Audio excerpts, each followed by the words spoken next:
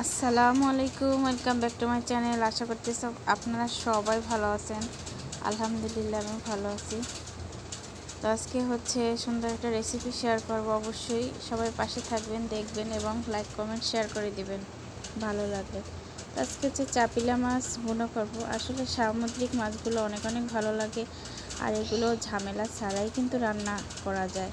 যেমন মশলা দেওয়া লাগে না, এটা একটু কিন্তু আমার জন্য একটু ভালোই হয়, কারণ মশলা জাতীয় মাছগুলো যাই খাই এটা কিন্তু আমাদের শরীরের জন্য একদমই ভালো না। তো যাই হোক, আমি একটু হলুদ মরিচ লবণ মাখিয়ে তারপর সুন্দরভাবে ভেজে নিলাম। আর মাছ কিন্তু অতিরিক্ত ভাজতে কিন্তু ভালো লাগে না, তো মাছের স্বাদটাই একদম চলে যায়। যাই হোক, এখানে পেঁয়াজ কুচি আর কাঁচামরিচ দিয়ে আমি সুন্দর করে মাছগুলো ভুনো করব ধনিয়া পাতা দিয়ে।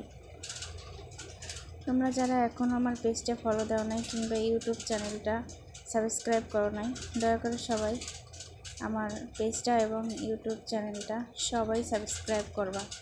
আসলে সবার ভালোবাসা নিয়েই আমি এগিয়ে যেতে চাই ইনশাল্লাহ।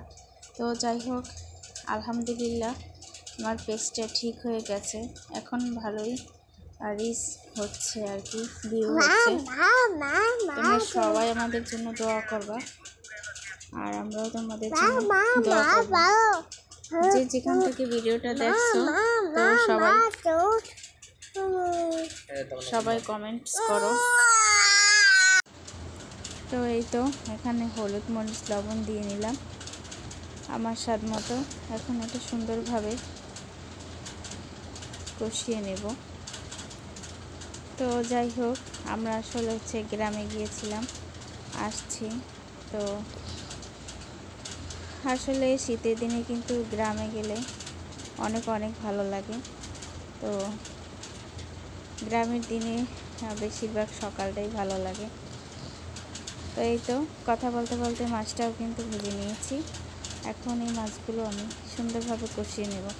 আর আমি প্রত্যেকটা মাছই কিন্তু সবসময় কষাইয়ে রান্না করি, কারণ হচ্ছে মাছটা যখন না কষাই তখন কিন্তু মাছের ভিতরে কিছুই হলুদ মরিচ লবণ এগুলো যাবে না, যার জন্য মাছটা খেতে কিন্তু একদমই ভালো লাগবে না। তো এই তো সামান্য পরিমাণ পানি দিয়ে নিলাম, এখন ধনিয়া পাতা ছড়িয়ে দিচ্ছি।